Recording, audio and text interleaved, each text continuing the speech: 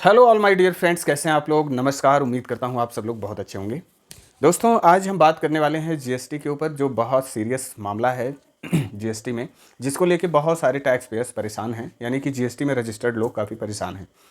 दोस्तों, आज हम बात कर रहे हैं कि जो नोटिस इशू होती हैं अंडर सेक्शन 73 और 74 जीएसटी में, उसके ऊपर हम चर्चा करने वाले हैं। और इसके संबंध में हम बात करेंगे कि ये नोटिस क्यों इशू किया जाता है, कब इशू किया जाता है, इशू करने के पीछे रीज़न क्या होता है, ऑफिसर को ऐसा क्या लगता है कि आपको 73 या 74 का नोटिस इशू करना चाहिए। तो उसी के ऊपर हम लोग आज डिस्कस करेंगे। ठीक है, तो बहुत केयरफुली समझना, क्योंकि बहुत सारे लोगों का फ़ोन कॉल्स हमारे पास या मैसेजेस आते हैं। आज तक का मैं रिकॉर्ड बताऊं तो इंडिया का कोई ऐसा स्टेट नहीं बचा, एक दो को छोड़ के बाकी हर स्टेट से मेरे पास फ़ोन आते हैं।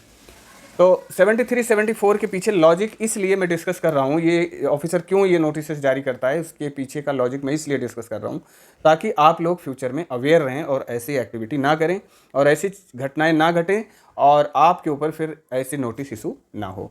तो दोस्तों, सबसे पहले बात करते हैं CGST एक्ट की सेक्शन 73 में जो नोटिस इशू होता है। तो सेक्शन 73 और 74 दोनों में जो नोटिस इशू होता है रीजन सेम होते हैं, बस एक थिन लाइन डिफरेंस है थोड़ा सा कि सेक्शन 73 में आपका फ्रॉड करने का इंटेंशन नहीं है, लेकिन सेक्शन 74 में आपका फ्रॉड करने का इंटेंशन है। कुल मिला के दोनों सेक्शन में सिर्फ मेन डिफरेंस ये है कि इंटेंट देखा जाता है कि आपका इंटेंशन क्या है, फ्रॉड का इंटेंशन है कि फ्रॉड का इंटेंशन नहीं है। अगर ऑफिसर को प्राइमा फेसाई या अपीयर होता है, ऐसा लगता है कि जो भी एक्टिविटी आपने किया है वो फ्रॉड है, फ्रॉड की कैटेगरी में फॉल करता है, कि आपका इंटेंशन गलत था, तो वहाँ पे नोटिस जो इशू होगा वो सेक्शन 74 में इशू किया जाएगा। लेकिन जहाँ पे ऑफिसर को लगता है कि ये कोई फ्रॉड करने का इंटेंशन नहीं है, ये कोई अदरवाइज रीजन है, तो वहाँ पे सेक्शन 73 में नोटिस इशू किया जाता है।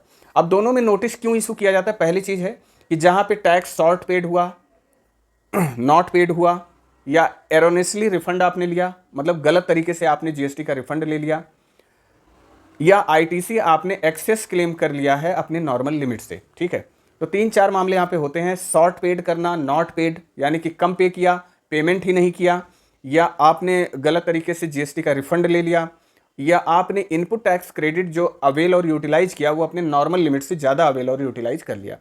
तो इन दोनों केसेस में फॉल करता है 73। इन केसेस में ये दोनों सेक्शन फॉल कर जाते हैं 73 और 74। अब वहाँ पे ऑफिसर अपना विवेक इस्तेमाल करके ये क्लासिफाई करेगा कि ये नोटिस 73 में जाना चाहिए या 74 में जाना चाहिए। अभी मैं बताता हूँ कि 73 में अगर नोटिस आया तो क्या परिणाम होगा और 74 में आया तो क्या परिणाम होगा। तो ऑफिसर अपने विवेक का इस्तेमाल करेगा कि कहीं टैक्स पेयर का इंटेंशन गलत तो नहीं था ऐसा करने का, उसका लॉजिक, उसका इंटेंशन ऐसा करने का तो नहीं था। अगर उसको ऐसा लगता है कि टैक्स पेयर का इंटेंशन टैक्स चोरी करने का था, ठीक है, तब तो नोटिस आपको सेक्शन 74 में इशू किया जाएगा। और अगर ऑफिसर को ऐसा लगता है कि यहाँ पे जो इंटेंशन वो फ्रॉड का नहीं था, तब आपको सेक्शन 73 में नोटिस इशू किया जाएगा। अब सवाल ये है कि भाई कैसे ऑफिसर को लगेगा? भाई कोई भी एक्टिविटी ऐसा है, कोई भी गतिविधि आपने एक्ट ऐसा किया है जहाँ पे ऐसा लगता है कि यार क्लरिकल एरर हो सकती है, ठीक है, या कोई माइनर ब्रीच हो सकता है जो इजीली रेक्टिफेबल है, आराम से उसको रेक्टिफाई किया जा सकता है, ठीक है, तो वहाँ पे ऐसा लगता है यहाँ पे इंटेंशन नहीं था, या क्लासिफिकेशन आपने गलत किया है गुड्स या सर्विस का, उस पर टैक्स का रेट आपने गलत अप्लाई कर दिया है। गलत अप्लाई का मतलब है आपको ऐसा लगता है कि इस पर यार 12% टैक्स अप्लाई होना चाहिए लेकिन उस पर 18% है, तो यहाँ पे क्लासिफिकेशन में गड़बड़ी हो जाती है। तो यहाँ पे जब क्लासिफिकेशन में गड़बड़ी हो गई तो इसका मतलब यहाँ पे इंटेंशन आपका ऐसा नहीं था कि आप टैक्स को इवेड करना चाह रहे थे, चोरी करना चाह रहे थे, यहाँ पे आपका इंटेंशन ऐसा नहीं था। लेकिन 74 में क्या है कि आपका इंटेंशन अपीयर होगा, वहाँ पे झलकेगा कि आपका जो एक्टिविटी है वो एक कलर देगा कि उसका जो एक्टिविटी का कलर है वो इस तरीके से होगा कि आपने जो है फ्रॉड करने के इरादे से ऐसा किया हुआ है।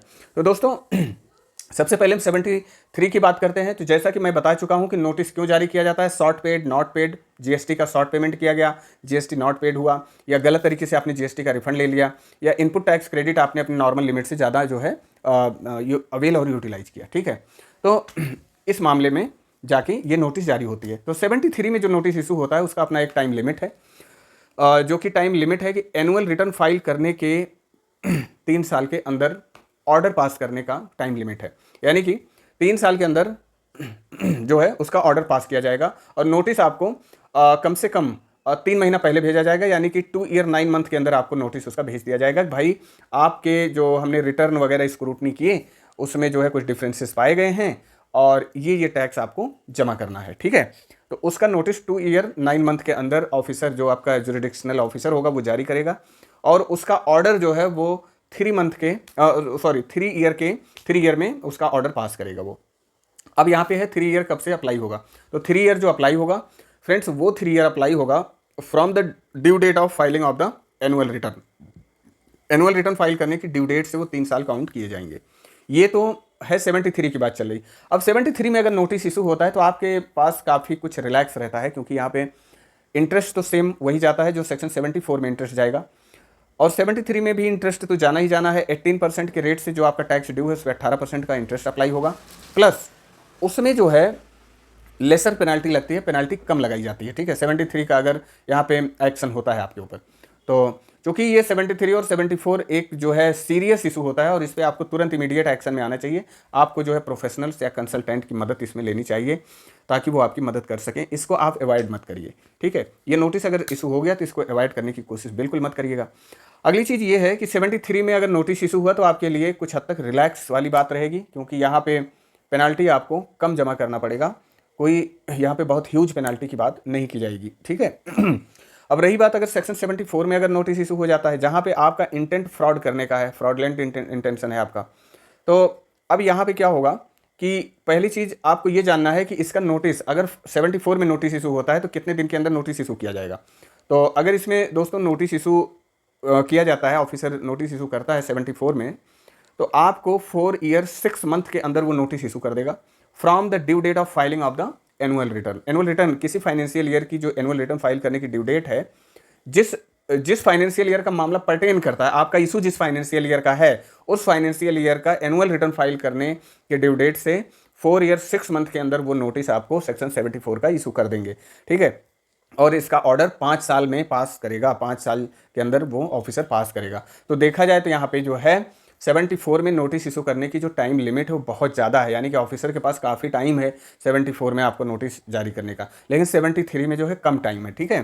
तो इस तरीके से कुल मिला जुला के अगर हम बात करें तो 74 की सेक्शन ना लगे, ऐसा इसको अवॉइड करिए, 74 की सेक्शन आपके ऊपर अप्लाई ना हो, ठीक है। अगली चीज़ ये है, अगर 74 आपके 74 का नोटिस आपके ऊपर इशू हो जाता है तो ऐसे केस में फिर जो है पेनल्टी वगैरह कंटिन्यू की जाती है कई सारे स्टेप पे, before issue of show cause notice, before order, ठीक है, आफ्टर ऑर्डर, ठीक है। तो इस तरीके से कुल मिला जुला के इसमें पेनल्टी 100% तक जाती है, 100% ऑफ टैक्स, ठीक है, 100% ऑफ टैक्स। और 73 में जो पेनल्टी जाती है वो 10% ऑफ टैक्स और 10,000 विच एवर इज हायर तक जाती है, लेकिन सेक्शन 74 में जो पेनल्टी जाता है वो 100% ऑफ टैक्स तक पेनल्टी आप पे लग सकती है। यानी कि अगर आपका टैक्स पेंडेंसी 1 लाख रुपए का है तो पेनल्टी 74 में आपके ऊपर 1 लाख तक की पेनल्टी और लग सकती है, प्लस इंटरेस्ट तो लगेगा ही लगेगा, वो तो बाई डिफॉल्ट रहता है, चाहे इंटरेस्ट की बात की गई हो ऑर्डर में या ना किया गया हो ऑर्डर में, तब भी आपको इंटरेस्ट का पेमेंट करना पड़ेगा।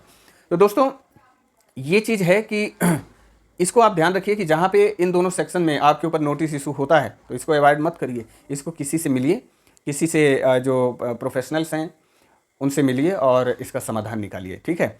इसमें क्या सॉल्यूशन हो सकता है, एक प्रोफेशनल ही आपको इसके बारे में बेस्ट बता सकता है। तो उम्मीद करता हूँ ये जानकारी आपके लिए कुछ हद तक महत्वपूर्ण होगी।